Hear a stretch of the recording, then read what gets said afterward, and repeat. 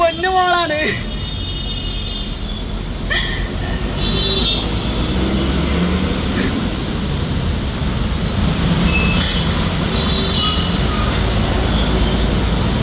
അവള് പെരുന്നാക്ക് വേണ്ടി ഡ്രസ്സ് വരെ വാങ്ങി വെച്ച കുട്ടിയാണ്. അതുപോലെ ഒന്നും കാണാൻ പോലും പറ്റിയിട്ടില്ല. ഇത് സംഭവിക്കാൻ പാടില്ല.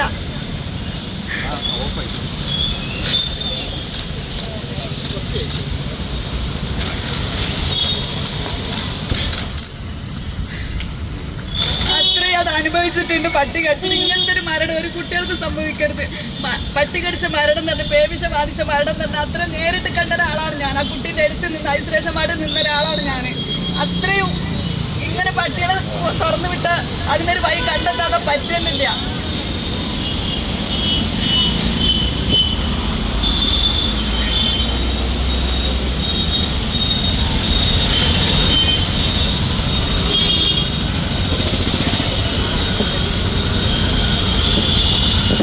പ്രിയമുള്ളവരെ, ഈ വലിയ ദുരന്തത്തിൽ നിന്നും ഇനിയും ഒരു മാതാകൊച്ച് ഇതുപോലെ വരാൻ പാടില്ല. ഇനിയും തെരുവ് പട്ടികൾ നമ്മുടെ പാവം കൊച്ചുമക്കളെ കടിച്ചു കയറാൻ പാടില്ല. ഇവിടെ ജനങ്ങൾക്ക് ജീവിതം നൽകണം. മനുഷ്യരാണ് ഇവിടെ വലുത്, അല്ലെങ്കിൽ മൃഗങ്ങളല്ല. ഇതൊരു ജനാധിപത്യ രാജ്യമല്ലേ?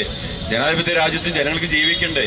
വിദേശ രാജ്യങ്ങളിൽ ഒരു സ്ഥലത്തും ഒരു രാജ്യത്തും ഇതുപോലെ ഇത്രയും തെരുവ് നായ്ക്കൾ ഇങ്ങനെ നടക്കുന്നില്ല. തെരുവ് നായ്ക്കൾ ഇങ്ങനെ കടിച്ചു കയറിയ മനുഷ്യരെ കൊല്ലുന്ന ഒരു രാജ്യം ഇവിടെ ഇല്ല. അവരെല്ലാം അതിന് ആധുനിക മോഡൽ സംവിധാനങ്ങൾ അവർ നിർമ്മിച്ചു കഴിഞ്ഞു. എല്ലാ തെരുവ് നായ്ക്കളും എവിടെയുണ്ടെങ്കിലും അവർക്ക് ഡോഗ് പാർക്കുകൾ നൽകുന്നുണ്ട്, അവർക്ക് ഷെൽട്ടറുകൾ നൽകുന്നുണ്ട്. അല്ല തെരുവിൽ ഇങ്ങനെ മനുഷ്യരെ കടിക്കാൻ അഴിച്ചുവിടുന്നില്ല. അതുകൊണ്ട് ബഹുമാനോട് മുഖ്യമന്ത്രി എത്രയും പെട്ടെന്ന് ഇതിനൊരു സർവകക്ഷി യോഗം വിളിച്ചിട്ട് ഈ മഹാദുരന്തത്തിൽ നിന്നും ജനങ്ങളെ രക്ഷിക്കണം. കേരളത്തെ ഇന്ത്യക്ക് മാതൃകയാക്കുവാൻ വളരെ എളുപ്പമാണ്. ഇപ്പൊ ഇവിടെ ഇരിക്കുന്ന എല്ലാവരോടും ഒന്ന് സർവേ എടുത്ത് നോക്കിച്ചാൽ അറിയാം. 99.9% ആളുകളും പറയണത് 99.9% ആളുകൾ പറയണത് ജനവാസ കേന്ദ്രങ്ങളിൽ നിന്നും തെരുവ് പട്ടികളെ മാറ്റണമെന്നാണ്. പിന്നെ എന്തുകൊണ്ടാണ് മുഖ്യമന്ത്രി ഇതിനൊരു പരിഹാരം കാണാത്തത്? പരിഹാരം കാണുക. ഇതിനാണ് നമുക്ക് വികസനം എന്ന് പറയുന്നത്. വികസനം എവിടെയാണ്? നമുക്കിവിടെ കുറെ തുറമുഖങ്ങളും കുറെ റെയിൽവേ സ്റ്റേഷനുകളും കുറെ എയർപോർട്ടുകളും മാത്രം വന്നാൽ മതിയോ? ജനങ്ങൾക്ക് അവിടേക്ക് കയറി ചെല്ലണ്ടേ? ഞാൻ കഴിഞ്ഞ ദിവസം ഇവിടെ തിരുവനന്തപുരത്ത് എയർപോർട്ടിൽ ഒരു യാത്രയ്ക്ക് ചെന്നപ്പോൾ 4 തെരുവ് പട്ടികളെ എൻ്റെ പിന്നാലെ ഓടിച്ചിട്ട് തന്നെ. എന്നറിയാമോ, എനിക്കിത്ര ആരോഗ്യം ഉണ്ടായിട്ട് പോലും എനിക്ക് പേടിയാണ്. അപ്പോൾ തെരുവ് പട്ടികളെ ഇപ്പോൾ വിമാനത്തിൽ പോലും കയറുവാൻ പോവുകയാണ്. റെയിൽവേ സ്റ്റേഷനിൽ എവിടെ ചെന്നാലും തെരുവ് പട്ടികളാണ്.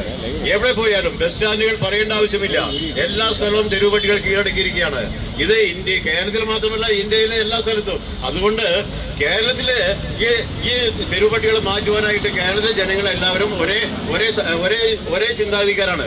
തെരുവ് പട്ടികളെ മാറ്റണമെന്ന് ആഗ്രഹിക്കുന്നവരാണ് എല്ലാവരും. അതുകൊണ്ടാണ് ഞാൻ പറയുന്നത്, കേരളത്തെ മാതൃകാ സംസ്ഥാനമാക്കൂ.